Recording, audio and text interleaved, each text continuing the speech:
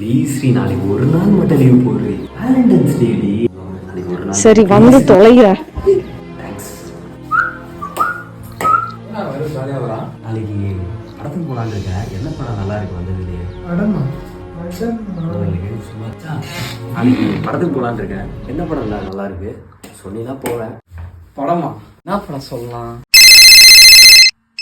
மச்சான்? அந்த ஃபோனு கொஞ்சம் அட்டன் பண்ணா. யோசனை. ஹலோ, நாளைக்கு உன் கூட வர முடியாதுன்னு நினைக்கிறேன்டா.